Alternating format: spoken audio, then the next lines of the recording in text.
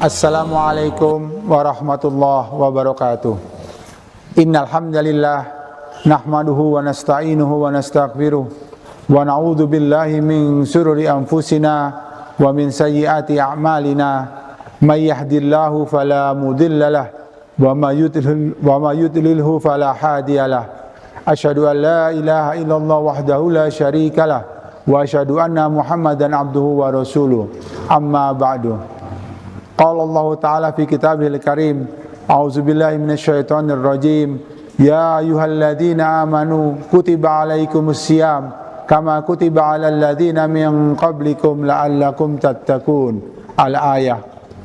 Ibadah puasa merupakan salah satu bentuk tarbiyah dari Allah Subhanahu wa taala kepada kita umatnya. Bentuk pendidikan yang Allah berikan, yang Allah tuntunkan melalui Rasulullah Sallallahu Alaihi Wasallam kepada kita, dan kita laksanakan selama 1 bulan penuh. Pendidikan pada intinya adalah merubah orang yang tidak tahu menjadi tahu, merubah orang yang jahil menjadi berilmu, merubah yang tadinya tidak pernah melakukan hal-hal kebaikan menjadi melakukan hal-hal yang jauh lebih baik. Dalam hal Syam Ramadan, inputnya adalah orang-orang beriman. Sebagaimana dalam surat tadi, ya ayyuhalladzina amanu. Prosesnya adalah kutiba alaikumus syiyam, yaitu proses berpuasa.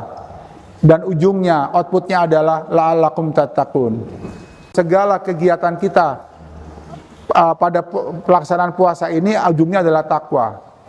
Pertanyaannya adalah, apa itu takwa? Kita sering mengartikan takwa dalam bahasa Indonesia yaitu melaksanakan seluruh perintah Allah dan menjauhi segala larangannya. Inilah mengapa takwa sangat penting yang harus kita raih menjadi sebuah output pada proses Syam Ramadan yang sedang kita lakukan ini. Secara umum, sebuah pendidikan atau sebuah tarbiyah akan berhasil, akan sukses ketika di ujungnya ini menjadi sebuah habit atau sebuah pembiasaan bagi kita. Jadi Ramadan adalah sebuah kawah candra di muka untuk mendidik kita. Tapi jangan setelah Ramadan lupa semua, hilang semua apa-apa dari kegiatan kita di bulan Ramadan. Sehingga kita harapkan bulan puasa ini menjadi habit nanti ketika bulan-bulan lainnya.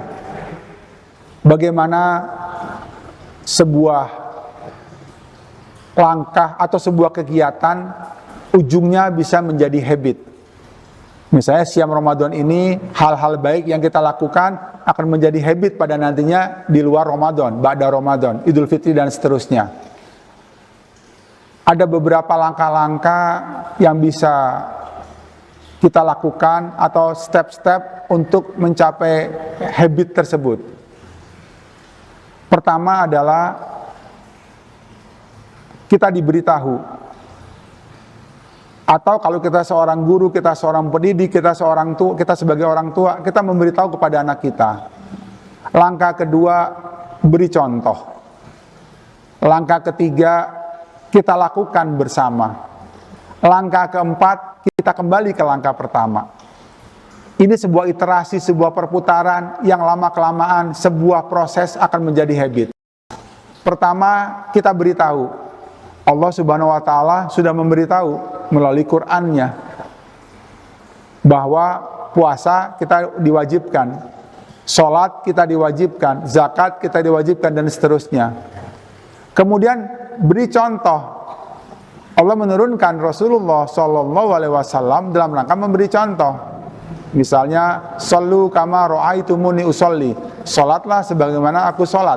Jadi Rasulullah memberikan contoh cara-cara salat, maka kita mengikuti contoh dari Rasulullah. Rasulullah memberikan contoh siam, puasa, kita melakukan contohnya dari Rasulullah dan seterusnya.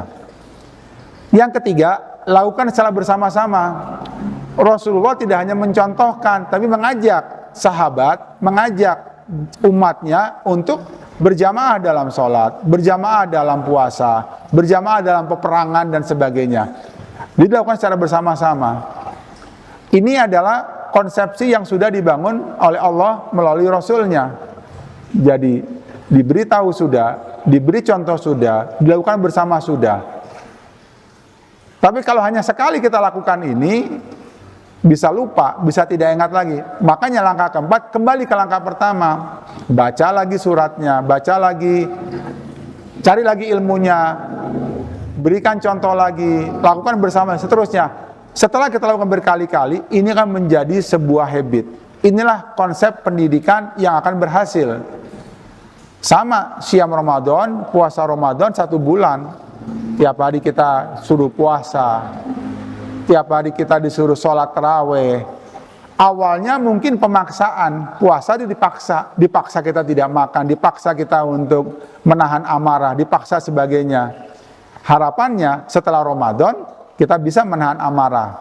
Setelah Ramadan kita bisa meninggalkan hal-hal yang tidak baik yang selama Ramadan kita lakukan, karena kita sudah melakukan 1 bulan penuh.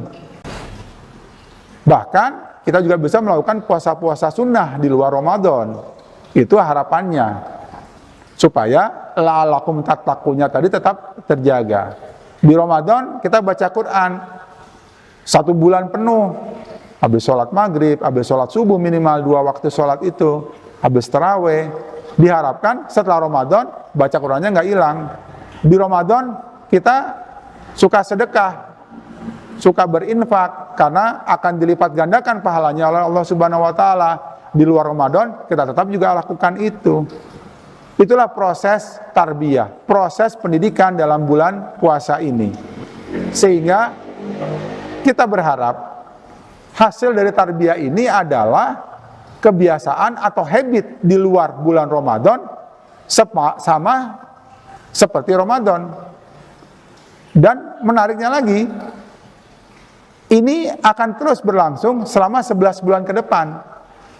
Dan secara teoritis akan turun memang, karena iman itu naik dan turun. Nanti di bulan Ramadan berikutnya, artinya bulan ke-12, Ramadan lagi, ulangi lagi. Jadi langkah keempat tadi kembali ke langkah pertama. Itu adalah pendidikan atau tarbiyah dari Allah Subhanahu Wa Taala. Jadi Allah mentarbiyah kita tiap tahun dengan harapan di luar tarbiyah sebulan tadi, 11 bulannya kita bisa melakukan hal-hal yang sama, minimal tidak jauh. Sehingga setiap tahun kualitas keimanan kita meningkat, kualitas ketakwaan kita juga meningkat. Mungkin ini saja yang dapat kami sampaikan sebagai bekal untuk diri saya pribadi maupun untuk para pendengar sekalian. Mudah-mudahan keimanan dan ketakwaan kita meningkat dari hari ke hari, dari bulan ke bulan, dari tahun ke tahun, dari Ramadan ke Ramadan, sehingga pada ujungnya nanti kita bisa mendapatkan Jannatun Naim yang kita rindukan bersama. Demikian yang dapat saya sampaikan. Apabila ada kebenaran datangnya dari Allah Subhanahu Wa Taala, apabila kesalahan itu datang dari saya pribadi, mohon dimaafkan. Wal afu minkum billahi taufiq wal hidayah. Wassalamualaikum warahmatullahi wabarakatuh.